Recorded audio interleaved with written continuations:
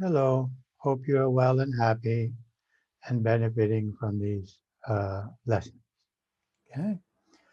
Today we're going to work on the roles that we play and how to play them with purity and love. I remind you that these two books, my books, are available on Amazon, The Psychology of Happiness and Energy Psychology. But I can also send them to you for free as an ebook if you send me your address. Okay. Now, the why we suffer emotionally. This is an explanation which is thousands of years old. Um, and I'm just going to give, again, I ask you to believe whatever you want to believe, but I'm telling you what I believe. So I believe that we are souls, and that once we are born into this realm, this physical dimension, we experience what we call amnesia, spiritual amnesia. That is, we don't remember who we are. This is something like the electrical current as it's going through, expressing itself through a light bulb, to forget that it's the current and to believe it's the light bulb. So we as souls expressing ourselves through the body believe we are the body.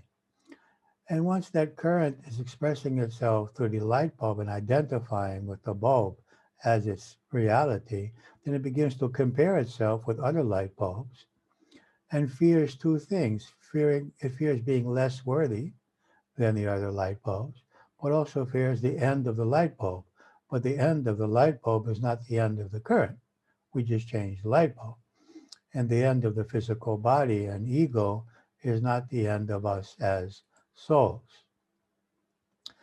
Then, as spirits, we identify with the body and mind. Okay, so we believe that our totality is the body and the mind, and then we begin to fear. We fear the pain or end of the body, that the body will experience pain or that it will cease existing, and the pain or the end of the mind. Although the end of the mind would be bliss, actually, but we fear all of our fears are based on these four fears. And then we become attached to people, substances, activities, work, for our feelings of self worth, for our happiness, for our feelings of security. We become attached. And every attachment creates anxiety, fear, injustice, pain, and anger that we may not be able to get what we are attached to in order to be worthy or happy. And this creates what I call the web of identification and attachment, which you'll understand in a moment. So, again, we are spirit, and for the purposes of expression, we are enveloped in a causal body, and that in our higher self, and that in our mind, and then our energy body, and then our physical body. So, these are the bodies through which we are expressing ourselves. So, if we focus only on the physical body, our needs are actually quite simple, at least for us that are watching this video, because then our bodily needs are oxygen, water, food, specific temperatures from one level to another, not below a certain temperature, not above another, and protection from physical disasters. Otherwise, probably most of us are not anxious about our bodily needs. Now, if we were living in other places or in other situations, we might be concerned about those. So most of our emotions do not have to do with our physical needs, but rather with the roles that we play beyond the role of the body. Roles with our fellow souls, that's what we're going to call them, our fellow souls, as children, playing the role of the child, the partner, the parent, the sibling, the friend, whatever profession we may have, and many other roles, as you will understand. So our problem is not that we are seeking, our problem is that we are seeking to feel our self-worth, security, purpose, and happiness from others through the roles. This is our problem. We are seeking to find through other beings, by playing roles with them, our self-worth, security, purpose, and happiness. However, we are here to learn to love, create, serve, and support others through those roles. The purpose of those roles is learning. It's learning to love, to support, to serve, to help, to understand, not to seek our self-worth or security through those roles. So, when our mind is controlled by these roles and the attachments they create, we experience anxiety because we may not be able to satisfy the attachment. Worry, unhappiness, bitterness, disillusionment until we satisfy those needs. Injustice, anger, hate when others obstruct. Now that's in quotes, us from getting what we want. The only way they can obstruct us if that is part of our life lessons. Jealousy towards those who have what we want, and sometimes self-rejection because we do not have what we want. Then, if we're really desperate, we can become capable of lying or cheating or even stealing to get what we want, or at least ignoring what other people feel. Then we probably would feel guilty for the way we have behaved, if not consciously, then subconsciously. And even if we have what we want, we don't relax because we fear losing it. So in all of these cases, the emotions are created because we want something. We believe that we have to have something to be happy. And so remember the monkeys and the bananas, that if they don't let go of their attachments, they lose their freedom. So attachments obstruct our freedom, but also cause us to suffer. The only person this has to do is let go of the tail of the cat. So we are creating our own limitations and our own suffering because of our attachments. Now we see the larger picture. We are spirit, causal body, higher self, mind, energy body, physical body. And then we have these roles that we play, the body, the partner, the child, the worker, the parents, the friends, our possessions. And then we have smaller roles, the good one, the savior, the perfect one, the strong one, the smart one, the victim. And we're going to look at all those in details now, because each of these roles that we identify have their own list of attachments and prerequisites to be worthy and safe in those roles. So this is a large number of attachments to be able to create, to satisfy in order to be happy. Our possibilities of being happy are limited by every additional attachment. So the first role that we play is the role of the child or the needy. And we do that in relationship to others who we consider to be our parents, whether they're our biological or not parents. Okay. So what do we believe that we must have in order to be worthy as the children of those fellow souls playing the role of our parents? Now, they're fellow souls, they're not our parents. They're fellow souls playing the role of our parents. We are fellow souls playing the role of their child. And so we have certain prerequisites in our mind in order to be worthy and safe. We need them to accept us, to love us, to be tender, to give us emotional and material support. We want them to allow us to be free to do whatever we want. We want their acceptance and their approval, to accept what we do. We need them to be successful and accepted by others because we gain our self-worth by them being worthy to others, okay? We want them to prefer us over others and maybe sometimes to our siblings, to be fair and sometimes in relationship to the inheritance, to trust us, to care for themselves, to listen to us and respect our decisions as we grow up, and to express satisfaction with us. And then later on in life, when we have children, to care for our children, to be our babysitters, to allow us to decide how to bring up our children, and perhaps to accept our living far from them if that is where life guides us. So these are some of the needs. And if all of those needs are not fulfilled, we don't say, okay, well, they're fulfilling 9 out of 10 needs. The problem is that even the one need that they're not fulfilling can cause us to feel less worthy, less happy, angry, upset, to feel the victim. Okay, so this is the problem with all of these needs. Now, in the role of the child as an ego or as a mind, we need love, acceptance, approval, and support from the soul who is playing the role of the parent. This is very natural. This is how we've been brought up. And it's great for a parent to love, accept, approve, and support the child. This is proper. This is correct. But if it doesn't happen, it means that we have made the choice for it not to happen, at least temporarily, as a growth opportunity. It's important to understand that. We have talked about this. Now, in the role of the child as a soul or as a higher nature, we love, respect, and support the soul who is playing the role of the parent when in need. We support them when they're in need. We do not need their approval or support. So we do not need our parents' approval or the approval of the souls playing the role of our parents, nor their support. We are divine consciousness.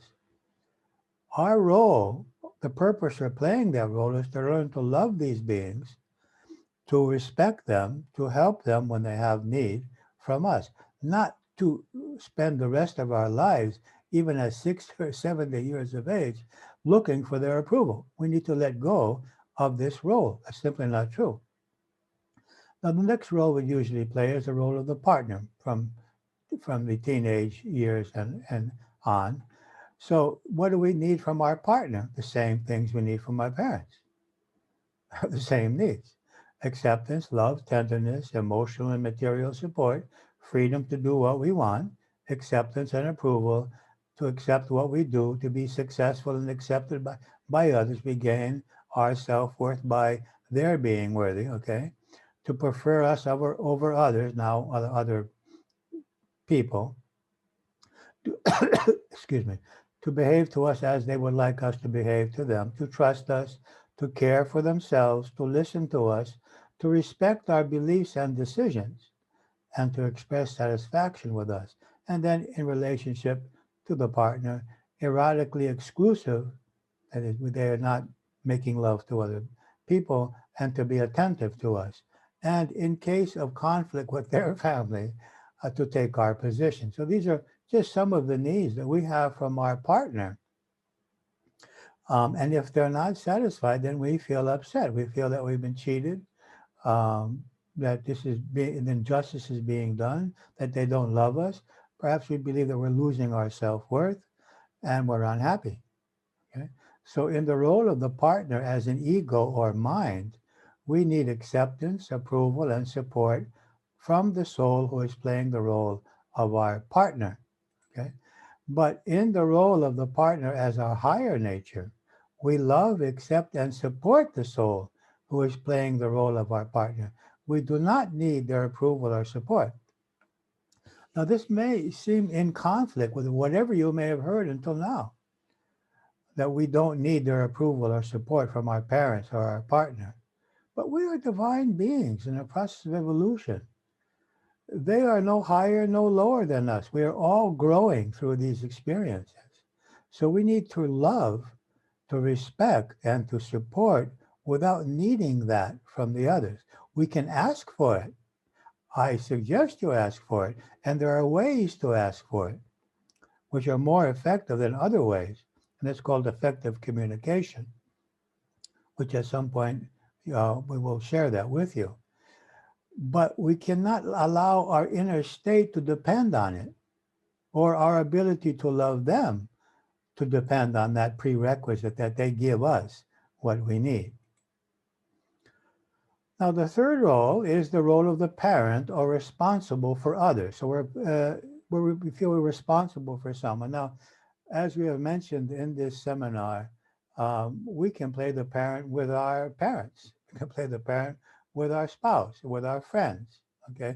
Even with co-workers, if we start feeling responsible for someone. So what do we need here? We need the same things: acceptance, love, tenderness, acceptance and approval, to listen and accept our guidance now. We want them to hear our guidance. Be successful, accepted by others, because we gain our self-worth through our children, okay? To trust in us, to care for themselves, to express satisfaction with us, and to prefer us over others. Now, this is a new, strange situation, where, okay, as children we have siblings, and we may want them to prefer us at least equally with our siblings, or maybe even more. But now some children have two fathers and two mothers or more, or four grandparents or even more, now that people are getting divorced and remarried. So we want them to prefer us over the other father or mother or grandparent. But here we need something else, okay, from these souls for whom we feel responsible. We need them to be healthy and happy and successful. Otherwise, we feel that we have failed, that we are not worthy as the soul responsible for the other's reality, which is an illusion. We are not responsible for their reality, and their success is not our success, and their, quote, failure is not ours. They are the sole creators of their reality. We are responsible for our effort to help them. We're responsible to treat them as we would like someone to treat us if they were in the role of our parent, not for their reality. To express gratitude for all that we do for them, this often is not done. We actually need them to need us. So sometimes people go into a state of depression when their children grow up or they're not working anymore because we lose our purpose in life, which was the children or the work. So we want to let go of our need for them to need us. This holds them back and us back. And sometimes we need them to fulfill our unfulfilled dreams or expectations. We want them to achieve things that we didn't get a chance to achieve. And it often puts pressure on them.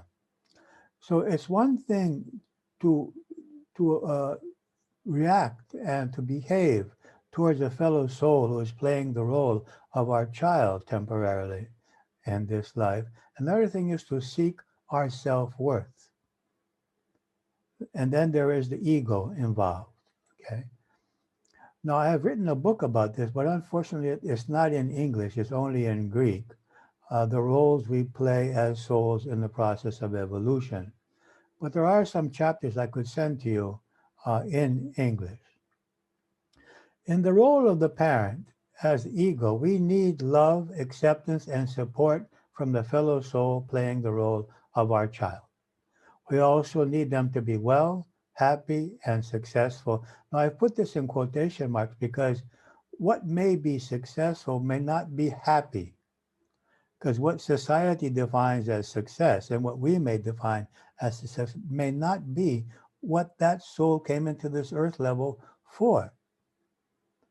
So we have to ask ourselves what we're asking in order for them to us to believe that they are successful, and if that really brings them happiness. And to live their lives according to our beliefs and expectations. So this is playing the parent in the role of the ego. Now, the role of the parent as our higher nature, we love, respect, and care for the fellow soul playing the role of our child. We protect him or her until the age, in every culture that changes, here in Greece is quite high. In the West, it's a lower age. As souls, we do not need their love, approval, support, nor to live their lives as we believe that they should. Now, understand these second paragraphs in each case of the soul are difficult. Not to need our children's approval or love or support when we need it, nor to live their lives as we believe they should. These are challenges, but these are challenges for the ego, for the mind, for our programming, for our doubt about our self-worth and safety, and our doubt about what the other being is. We're not seeing them as souls in the process of evolution. So this is a challenge, and it's a part of our spiritual growth process. Now, the next roles are the female and the male. Okay, so now we have about the same needs here. We need those also from our gender or from the other gender. Okay, so we need all of the same things. Let's not read them over again, but to prefer us over other males or other females. Okay, and then we need to compare well with others of our gender, to be desired by the other gender, to be better than others of our gender, okay? Erotic satisfaction and exclusive attention. So it's pretty much similar to the needs of the partner, okay? And then we have our work situation and our needs there. To be accepted, to be important, to be treated fairly, to be trusted, cooperation from our fellow workers, to be recognized for our work, for our ideas to be respected, for them to be satisfied with us, to be paid fairly, pleasant work conditions, to move upward in our work environment, and for our work to be interesting and rewarding. So we have until now, about 100 needs, right? And so there's 100 prerequisites in order to be happy. And if we're not happy and peaceful, then our health is being compromised. So we're not going to stop playing any of those roles. We're going to be positive children, positive parents, positive partners, positive males and females, positive workers, but let go of needing to find our self-worth through those roles. The same with friends, okay? And their appearance, their health, their behavior towards us.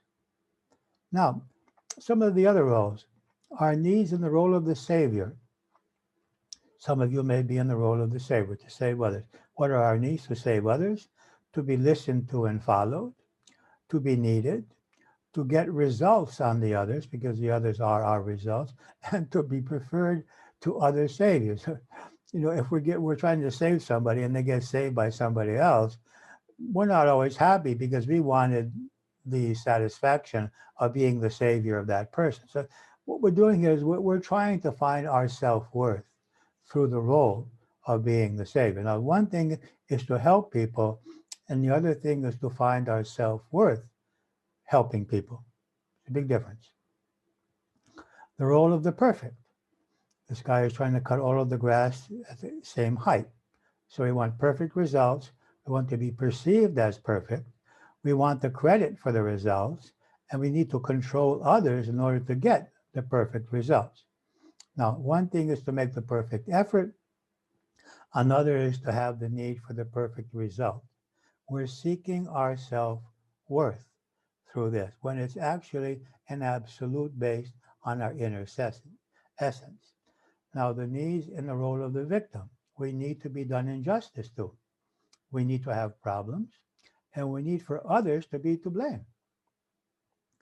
And we need others to be to blame for our problems. The role of the smart one or the intelligent one, to be right, for others to agree that he or she is right, and to know everything. Another one of our ways seeking self-worth. The role of the strong, our needs in the role of the strong, to be strong, but more importantly, to appear strong, not to have weaknesses, but more importantly, for the others not to see our weaknesses. And I'll explain that in a moment. And our needs in the role of the good, to appear good, and for others to be satisfied with us, the role of the good person. Now, let's make a clarification here. There's a big difference between being good and being in the role of the good. Being good is great. Being in the role means that we're seeking our self-worth. We want others to perceive us this way. We want others to see how good we are. Being strong, and the role of is great to be strong. Life is much easier. But the role of the strong, we need others to see us as strong. We don't want them to see our weaknesses. And sometimes strength means allowing others to see our weaknesses. Being smart versus the role of the smart. Is great to be smart. Life is easier, more comfortable. The role of the smart, we want others to perceive that way. And between helping and the role, there should be role of the savior. One thing is to help people. Another is to seek our self-worth through helping people. So let's make that clarification. Now, other attachments besides the roles, we have the role of the person who possesses things, the ownership, and all the things that we need to protect and to keep working and to fix and to ensure and to spend time fixing and protecting. So it takes a lot of time and energy. So it's not a problem if you don't have a problem. But if your possessions are taking more time, money, and energy that you would like to give, consider lessening them. I mean, I have chosen to live in about 20 to 30 square meters, not feet. And I'm very happy with that. I mean, I find my life very simple. I have less space to heat, less space to cool, less place to clean, less objects to care for or to worry about or to protect. That's my choice. I'm not asking you to make such a choice in your life.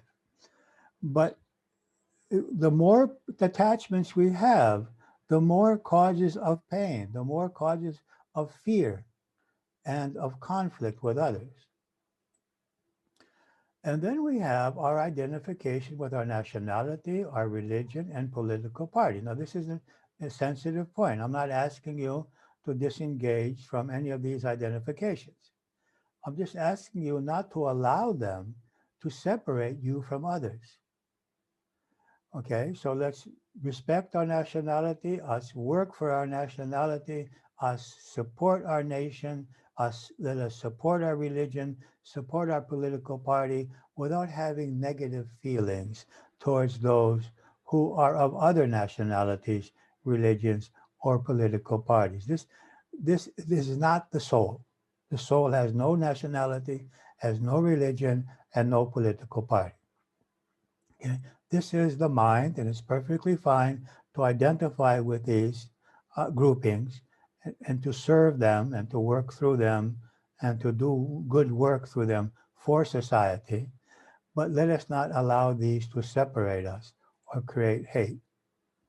Now, so reviewing, our minds are created by the amnesia, the lack of the realization of what we really are, identification with the body and mind, identification with the roles, attachments of each role. I am worthy only when, as a parent, as a child, as a spouse, whatever it may be. And then the unpleasant emotions that when these attachments are not filled or when they're in danger of not being filled. So to get free, we need to ask, what is the emotion? What is the attachment? What is the danger here to my self-worth? My security, my pleasure, my freedom, my control. What is in danger here, which is causing me these unpleasant emotions? With which role am I identified that creates the attachment? So behind the attachment is a role.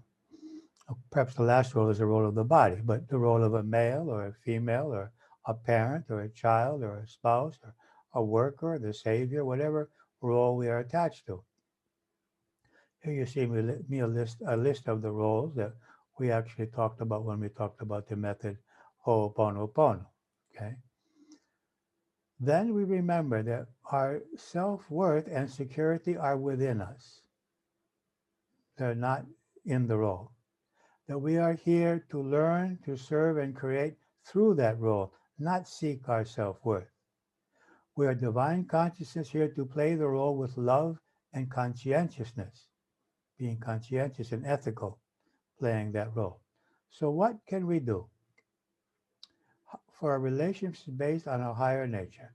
Perceive the others as souls, not as bodies, not only as bodies, not only as personalities, but also imagine the soul behind the body and personality. To understand and accept them as they are. This does not prevent us from establishing boundaries. We'll talk about that. To love and respect them as they are and as we would like them to love and respect us. Life is a mirror. By loving and respecting them, we increase the possibility of them loving and respecting us. To acknowledge their divine essence and our divine essence. To acknowledge the essence behind the ego, their ego and our ego and body. Be honest and sincere. Share our real thoughts and emotions with them. Don't hide emotions and thoughts. Be open, be clear with others.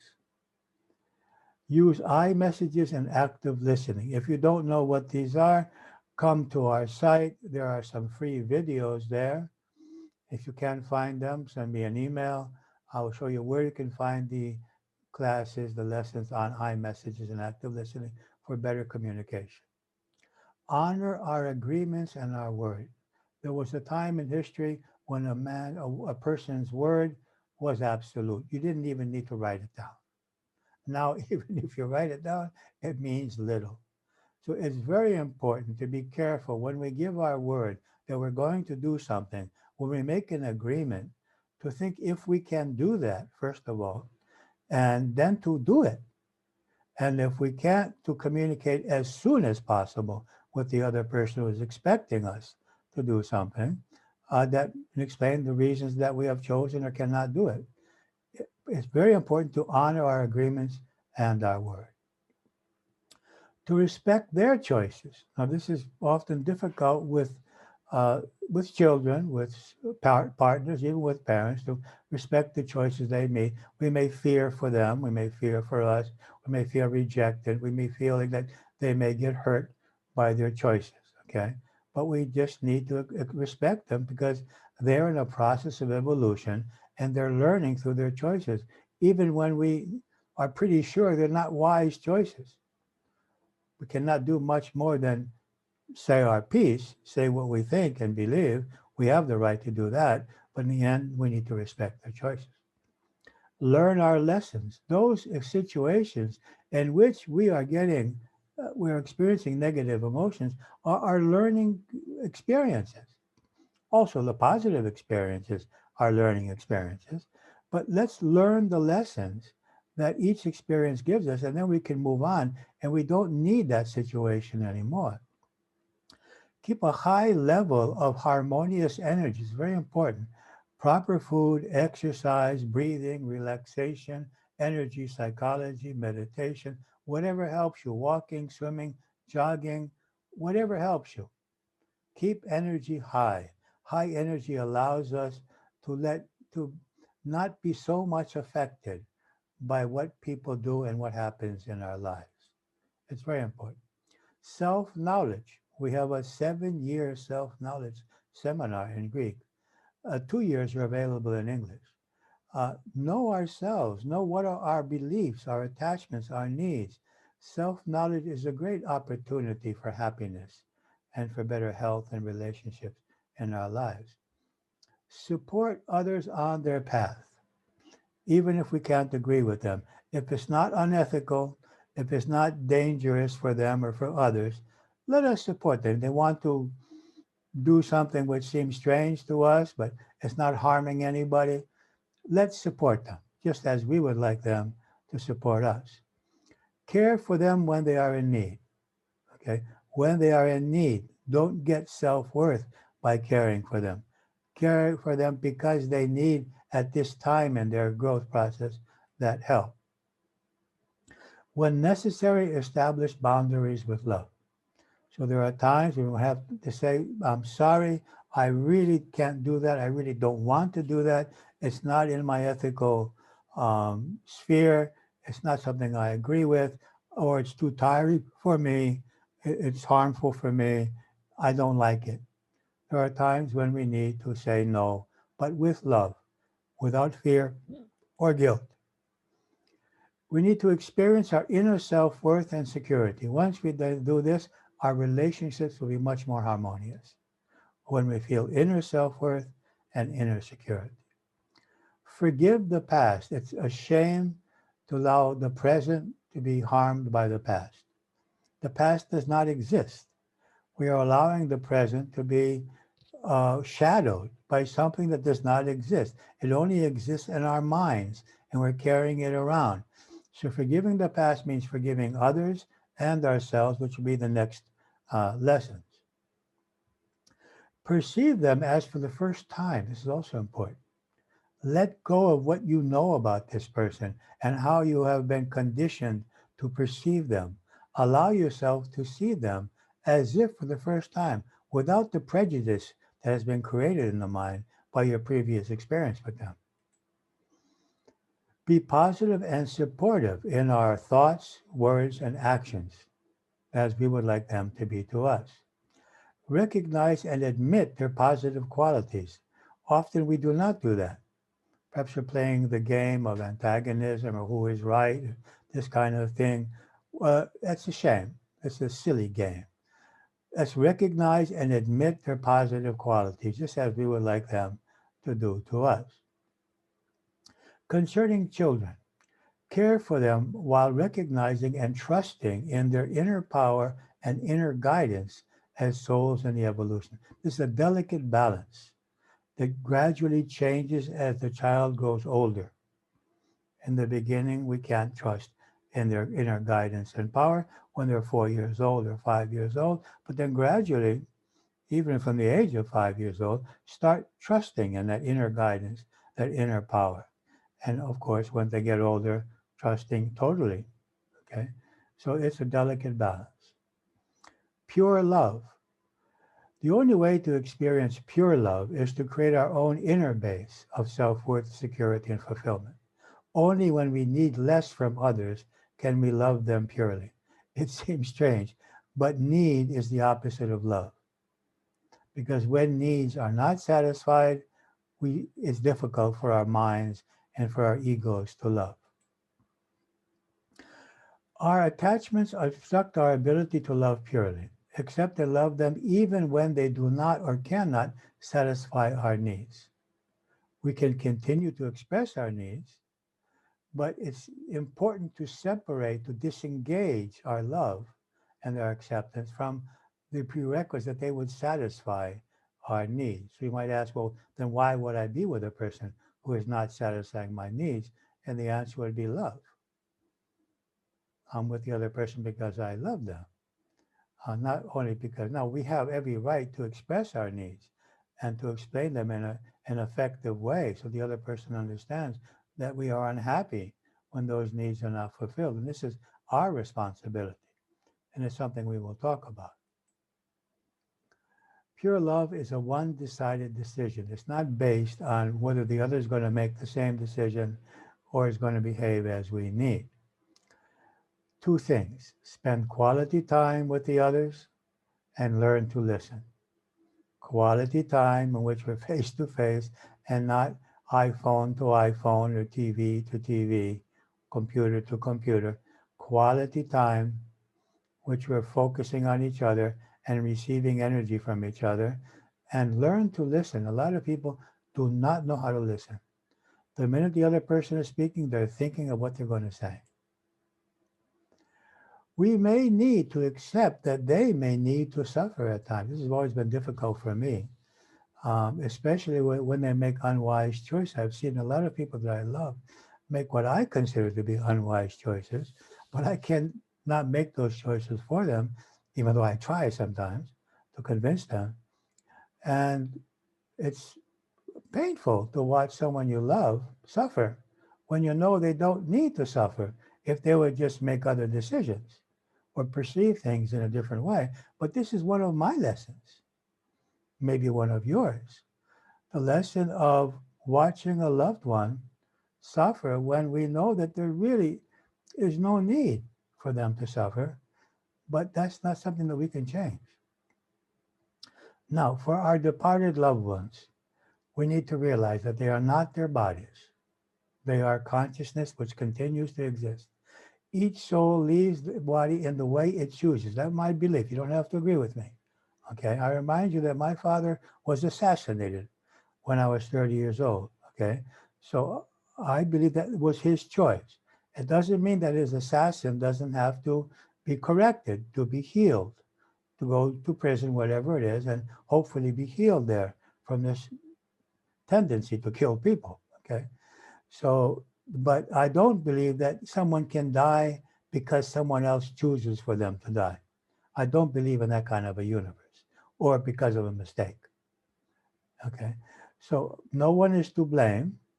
They may be to blame for their actions and may need to experience the results of those actions, but they can't be to blame for the departure. They can be to blame for the actions. Our loved ones are fine in a much better reality than we. This has been verified over and over again by those who have had near-death experiences. Nothing could have been done to stop it since it happened. Before it happens, many things can be done to stop it. Perhaps. We don't know.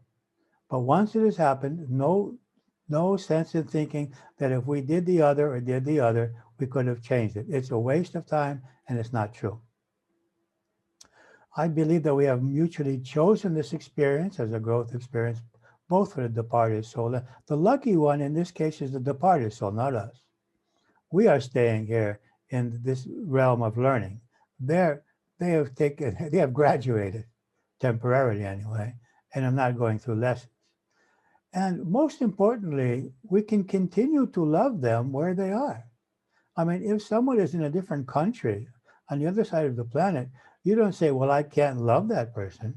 You can't have them physically there to hold, to hug, to make love to, whatever it is that you need from that person. Of course, now with the internet, you can see them. We haven't created internet yet to see souls on the other side. Okay, I wonder if someday that will be created. But we can still love them. We can't receive from them, but we can love them. And loving them fulfills us. So there's nothing, we don't have to feel the pain of their absence. We can feel the happiness of loving them, regardless of where they are in this universe, in which dimension.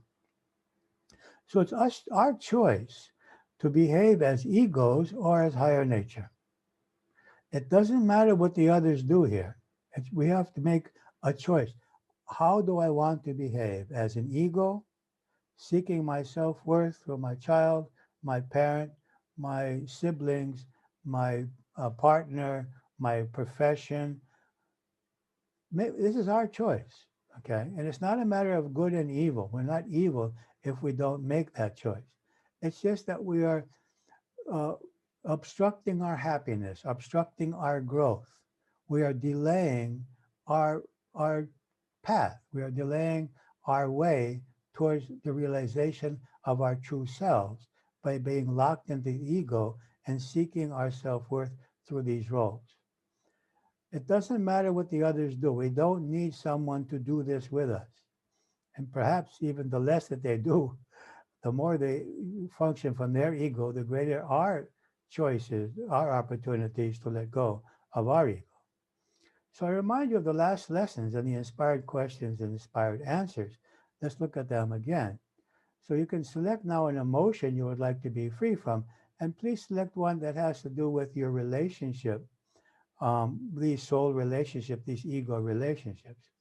Focus on the stimuli that trigger that emotion. So what does the other person do or not do which triggers that emotion? Choose one of these triggers or stimuli and accept that your mind creates the emotion in this situation. I'm going a bit fast, but we talked about this last week. Examples: when my mother criticizes me, my partner does not agree with me, my child is not doing well in school or in life, when I do not have enough money, when I make a mistake, when others are better than me, when I or my loved one is ill. So the inspired question here is, why do I feel okay even when, remember the previous, okay, even when, and okay could mean safe, worthy, peaceful, loving, strong, hopeful, accepting, understanding, and any other positive emotion which you consider to be the opposite of the unpleasant emotion that you're working with. So why do I feel okay even when my mother criticizes me, partner doesn't agree, child's not doing well, not having enough money, making a mistake, others being better, or when I or my loved one is ill? Why is it okay to be okay? Okay to feel okay. Is it okay to feel okay when my mother criticizes me? Does that make me indifferent? Does it make me an insensitive person? Is it okay to be happy when my partner doesn't agree with me? When my child is not doing well? Many people will say, no, it's not okay. We have to decide, is it okay to be okay? To feel worthy even when my child is not doing well? As a soul, yes. We don't help the child by being unhappy. In fact, pressuring someone to be well because we need them to be well is from the ego. Helping them to be well as a soul in evolution is from a higher nature, but needing them to be well in order to feel worthy is from the ego. So is it okay to be okay? Is it safe to be okay without money? Is it safe to be okay, relax, not have anxiety? I'm not saying don't do something to get the money, Work for the money. Anxiety we don't get paid for being anxious or being fearful. If we would, we'd all be millionaires, okay? So it's okay to feel safe, having trust that I'm going to do whatever I can, and I trust in the universe that everything will be okay. So is it safe? Why is it in my benefit to be okay? I have better health, better relationships, I'm more effective, I have a clearer mind, I can deal with the issues in an objective and effective way. It's in my benefit. And then we make a list of all of the possible answers, logical and practical answers, alternative perceptions, and spiritual answers to those questions. Because, for example, some examples, my self-worth is independent of my mother's opinion. It is natural to have different perceptions from others, such as our spouse. My worrying will not help others to do well. I will support them with love, but not by worrying. We always seem to get the money we need when it's necessary. If that's your experience, it is mine. We learn and grow through our mistakes, so it's not necessary to be unhappy about mistakes, but learn from them. Each of us is unique. Obviously, others are going to be better than me to some things, and we all have health within us if we just seek to. Also, in general, we are divine beings in temporary bodies, some spiritual perceptions. I have done and will do the best I can in every situation. That's all I can ask of myself, to do the best. All situations are opportunities for growth. My self-worth is an immutable aspect of my higher nature. I am immortal and safe. We have the power to create the reality we desire. I am okay with my conscience. The others are not okay with me. They're accusing me. I check. Am I okay with my conscience? And if I was the other, would I be satisfied? Then let them be dissatisfied. If we can do something else for them, do it. But I can't let their emotions affect how I'm perceiving myself. So let's do that now. And let's focus on, why do I feel okay? Why is it okay to feel that way? Why is it safe to feel okay? And why is it in my benefit?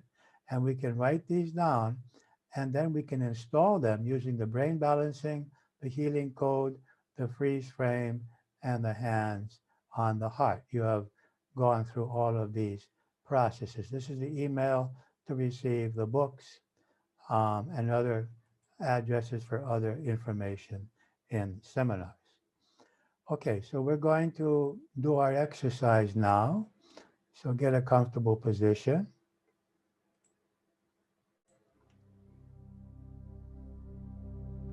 Okay, sit with your spine straight. Close your eyes. Relax the body as you breathe more deeply. Take a deep inhalation. Hold the breath. As you exhale, relax. Another deep inhalation. Hold the breath. As you exhale, relax. Another deep inhalation. Hold the breath. And with the exhalation, relax. Allow your feet to be relaxed and your legs to be relaxed. Allow the abdomen to be relaxed.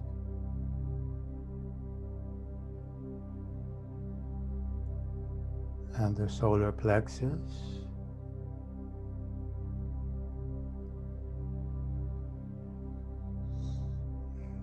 Allow the shoulders and the arms to relax.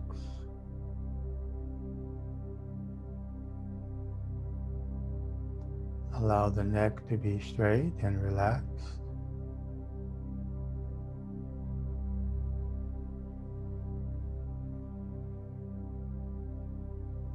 Let's allow the cheeks to relax. and the eyes, and the temples,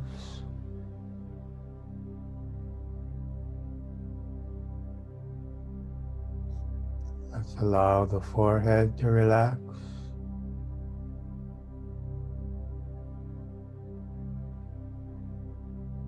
and even the top of the head.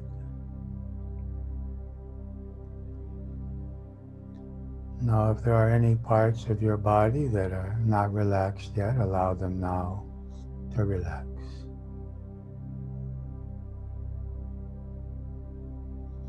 And allow the mind to relax.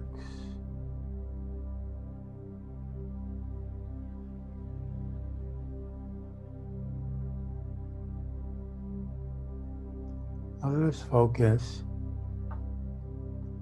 on an emotion that we would like to be free from in relationship to our roles. It could be towards our parents, or children, or spouse, or siblings, or friends, or co-workers.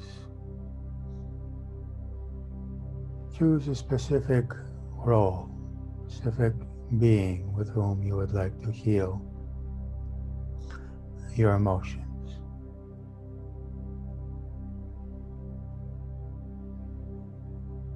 And choose a specific person and a specific behavior.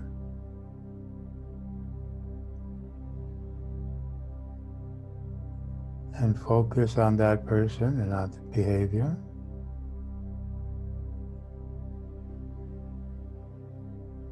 And let us experience our emotions.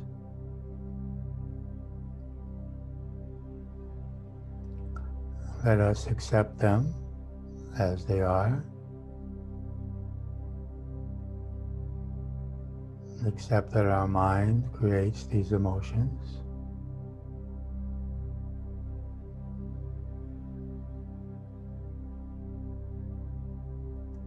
And let's make that agreement with the subconscious, the inner child, the pain body, our higher self, and the divine, to remove all known and unknown obstacles towards experiencing our higher nature of self-worth, of safety, strength, peace, and love.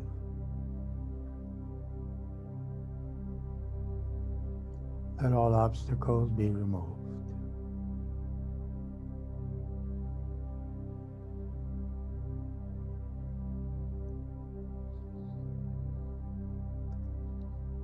Now let's remember that we are not our emotions. They are energies created by our beliefs, our needs. Let's allow the energies to expand and to flow out of us, dissipating, flowing out of our minds, dissipating, disappearing, experiencing our nature without emotions, those emotions.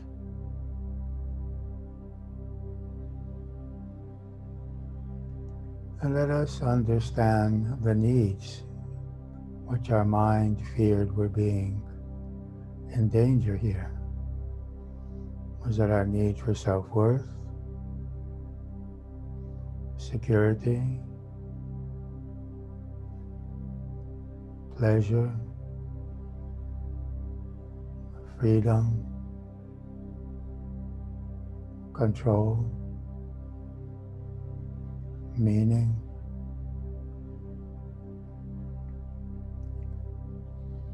Which needs are being intimidated here?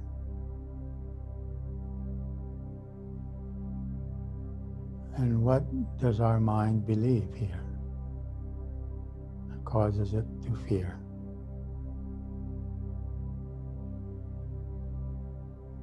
What is the belief? That we are worthy only when, or safe only when, or free only when. And let's accept that we have these beliefs. And as with the emotions, let's allow them to expand and to dissipate and disappear,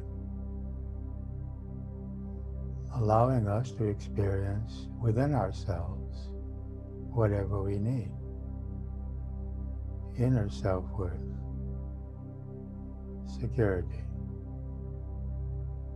meaning, fulfillment.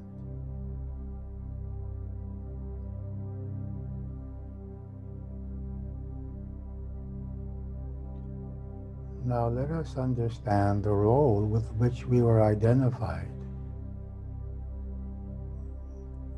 What is the role which is creating those needs? Is it the role of the parent,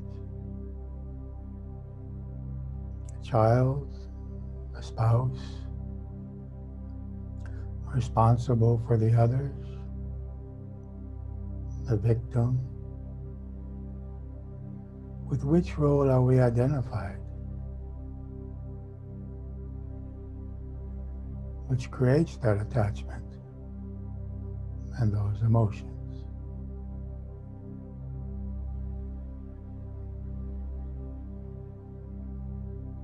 Now let us realize that we are here to play that role in order to learn,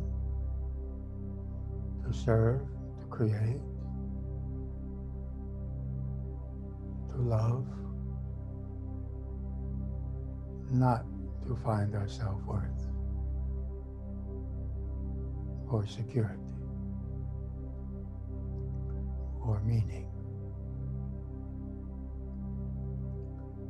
And let us go above and beyond the role and experience ourselves as consciousness without role.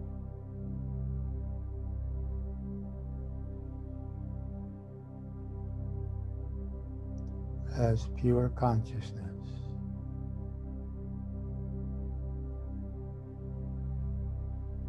letting go of all roles,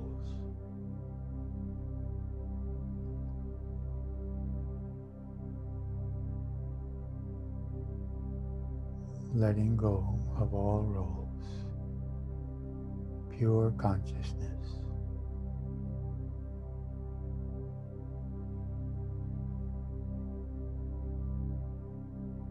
Actually, divine consciousness.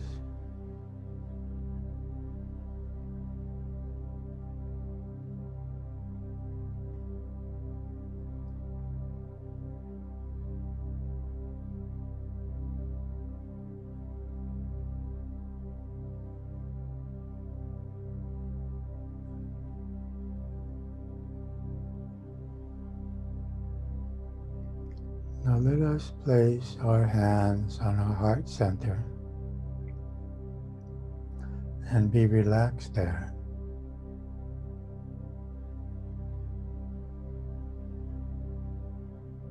And let us ask ourselves the inspired question, why is it okay to be okay,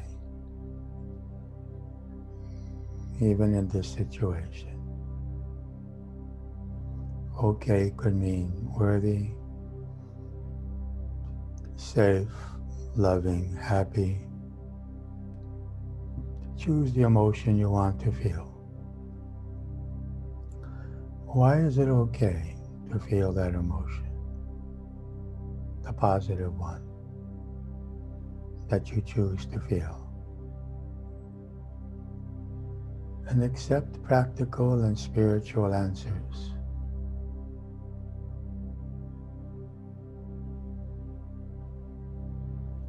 Why is it okay to be okay, even when?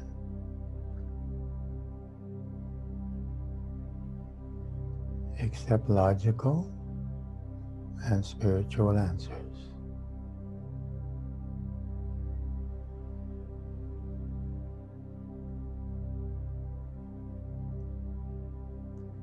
Another inspired question: why is it safe to be okay, even when?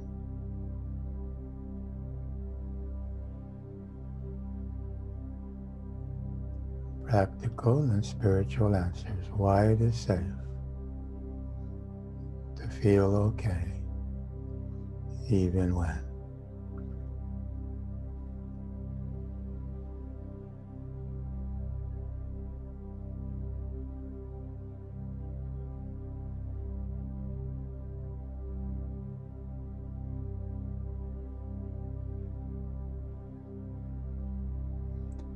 And why is it in my benefit to be okay, even when?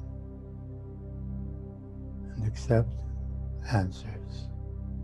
Why is it in my benefit to be okay?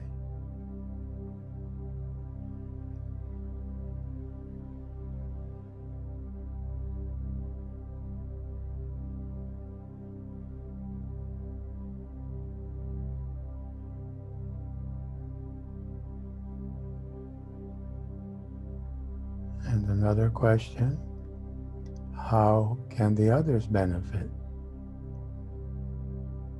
for me to be okay, even when? How may this benefit others?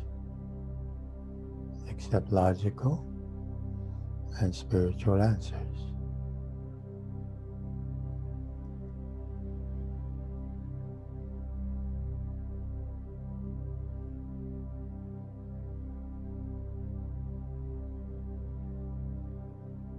How might others benefit?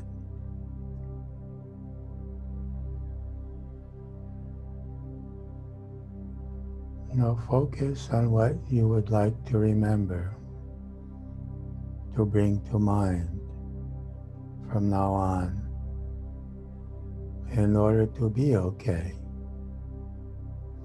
even when. What do you want to remember?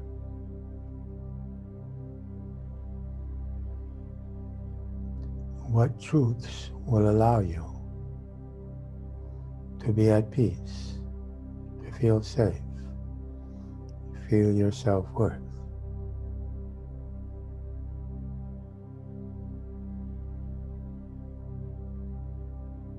And allow those truths to fill your body and mind.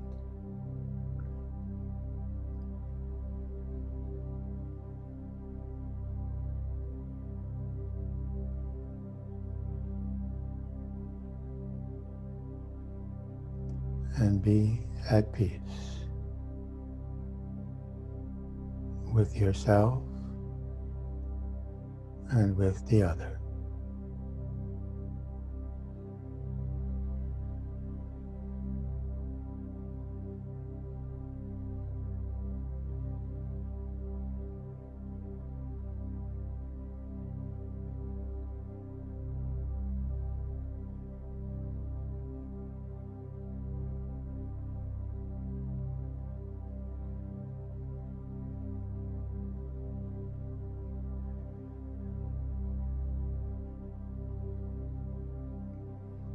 I'm going to count from 1 to 5 as we complete this exercise. 1, 2, 3, 4, and 5.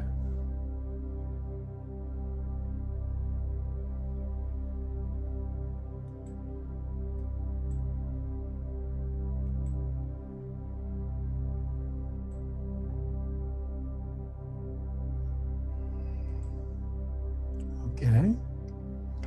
Hope you are able to experience yourselves as separate from the role. I remind you that we want to play the role with love and conscientiousness and giving all our energy to it. It's a very important aspect of our growth process of being a wonderful parent, child, partner, worker, friend. This is our purpose, to become experts in these roles, but not to seek our self-worth or security through them. We can ask repeatedly with I messages explaining, but not let that be a prerequisite for our happiness and for our loving the other persons. Hope you'll do this exercise a few times before listening to the next lesson. Be happy, be well.